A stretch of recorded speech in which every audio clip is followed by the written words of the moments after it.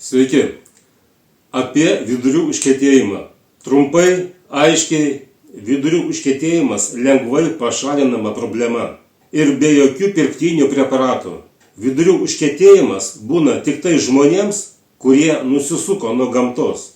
Ypač tai liečia mėgėjus skaniai pavalgyti, kurie pamiršo, kokia yra maisto paskirtis. Kaip nekeista, vidurių užkietėjimu kenčia tik tai žmonės ir jų augintiniai, kuriuos maitina tie patys žmonės. Žmogus negali būti sveikas be ląstelienos, be daržovių ar žalumynų ląstelienos. Patinka ar ne, daržovės ir žalumynai privalo būti mityboje kiekvieną dieną. Nebus ląstelienos vartojimo, sėdėsite ant unitazo ir kentėsite. Jeigu kam nedaina protingi žodžiai per galvą, per supratimą, na galbūt tada per subinę dais. Nėra ir negali būti vaistų nuo vidurių užkietėjimo, kaip ir nuo diabeto antro tipo, kaip ir nuo vėžio, arba psoriazės, arba anemijos, todėl kad tai ne ligos, tai organizmo būsena, į kurią atveda žalinga žmogaus mityba. Yra arba naudingas maistas, arba žalingi produktai, kurie užkemša žarnyną, kraujagyslės ir mūsų ląsteles. Taigi daržovės ir žalumynus vartoti būtina. Geriausia daržovės blanširuoti, kaip tai daro restoranuose. Tai yra įdėti į verdantį vandenį 2-3 minutėm, o po to koštuvėlių išimti ir perdėti į šaltą vandenį. Tokiu būdu daržovės, nukenksminamos nuo galimų parazitų, įgauna ryškesnį skonį ir spalvą. O svarbiausia, išlieka ląsteliena ir visos naudingos savybės. O žalumynus galima tiesiog nuplikyti. Nors nebūtinai. Jos galima tiesiog gerai nuplauti. Dabar kokias daržovės vartoti? Brokoliai, žiediniai kopūstai, briuselio kopūstai, paprasti kopūstai ir taip toliau. Kuo daugiau daržovių ir žalumynų, tuo geriau bus jūsų virškinimo sistemai. Gamta taip sukūrė mūsų virškinimo sistemą, ten turi būti ląsteliena. Tik nereikėtų salotų užtaisyti aliejumi. Dauguma kažkodėl įpratę jo visur pašlakstyti. Riebalai maiste su daržovėmis visiškai nereikalingi. Ir nesvarbu, iš kokių augalų tas aliejus išspaustas.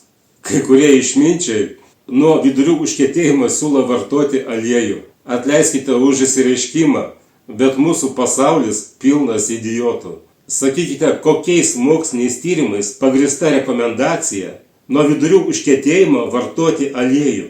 Kažkoks kvailys matomai pagalvojo, kad aliejus sutepa žarnyną, kad geriau ten praslystų. O gal mūsų viduje ne žarnynas, gal vamzdynai su stumokliais ir guoliais, ar vis tik tai gyvas organizmas. Ir nemažiau juokinga, kai žmonės nuo vidurių užkietėjimo perka slyvas. Aišku, slyvose nieko blogo, bet iš šalies jau galima suprasti, kokios yra slyvų pirkėjo problemos.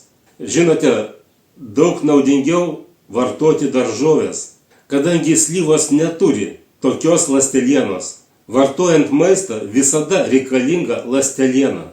Ir nemažiau svarbus yra chlorofilas, esantis visose žalios spalvos daržovėse ir žalumynuose. Jeigu manote, kad jums reikia riebalų, vartokite juos taip, kaip sukuria gamta. Valgykite riešutus, natūralias alyvuoges, natūralias sėklas ir panašiai, kadangi juose yra medžiagos, kurios padeda suvirškinti tos riebalus. Manau, net neverta klausti, kada paskutinį kartą valgėte morką. Tiesiog paprasta morka. Beje, morkų lapai netgi naudingesni už pačią morką, kaip ir burakėlių lapai ir tų pačių ridikėlių lapai. Žmonės morkas naudoja kepimui, virimui, bet jie naudingiausia tokia. Ir pagaliau svarbiausias dalykas – nustoti valgyti dėl skonio ir pradėti maitinti savo organizmo ląsteles maistingomis medžiagomis. Maisto produktų ir mitybos esmė – pamaitinti mūsų organizmo ląsteles. Būtent skonio mėgėjai, visokie gurmanai užkemša savo organizmo ląsteles visokių šlamštų Ir tada prasideda cukrinis diabetas, anemija, mėšlungis, psoriazė, ar koks vėžys ateina ir taip toliau.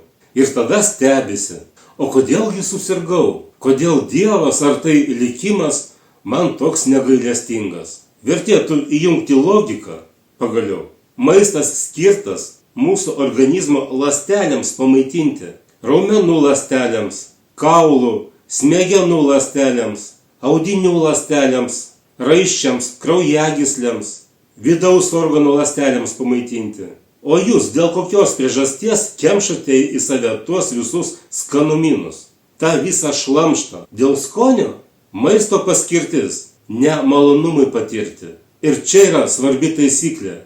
Kai maistas tampa malonumo šaltiniu, žmogus netenka kitų malonumų, sveikatos malonumo, jėgos, energijos. Skonio fanatas dažnai apauga riebalais, vyrai tampa impotentais. Tai yra, žmogus praranda daugybę kitų malonumų šiame gyvenime. Žmogus faktiškai tampa invalidu, ryjančių tabletes saujomis. Faktiškai toks žmogus dėl skonio pasirinko savižudybę. Ar tai protingas žmogus, ar tai homo sapiens? Tai neįgalus žmogus, kuris nežino, kaip malonu prabudus ryte, kai esi stiprus, žvalus, energingas, kai norisi šokti ir bėgti, kai norisi bėgti, kažką veikti. Todėl labai svarbu nustoti valgyti ir pradėti maitinti save. Maitinti save kaip mažą vaiką, naudingais produktais. Na ir jeigu kas dar turite jėgų, pažymėkite ženkliuką va tokį arba tokį po įrašu. Kurie žvalesni ar nori išlieti emociją, prašau pakomentuokite, komentarą parašykite. Visi tokie homo sapiens aplinkui, tokie protingi, kad kemša į save visokį šlamštą skoniui patirti. Mano tikslas bet kokiu būdu įkalti jums į galvą, norite prašykti, atsiprašant, valgykit daržovės ir žalumynus. Ir visą maistą, kurį vartojate, būtina kuo smulkiau sukramtyti. Senovės japonų išmintis sako, jeigu nori būti sveikas, kramtyk maistą 50 kartų. Jeigu nori gyventi ilgai, būti ilgaamžis, kramtyk maistą 100 kartų. O jeigu kramtysi maistą 150 kartų, būsi nemirtingas. Ir jeigu jūs pamėginsite kramtyti maistą 100 kartų, jūs suprasite, kur slypi šio posakio išmintis. Kai kam tai bus atradimas. Pasirodo, maisto nuryti nereikia. Jis dingsta burnoje savaime. Štai kur slypi šito posakio ir sveikatos ilgamžiškumo paslaptis. Aišku, jeigu į burną dėti sveikus produktus. Taigi, būkite sveiki, stiprus, energingi, rūpinkite savimi ir savo artimaisiais. Sėkmės jums. Iki.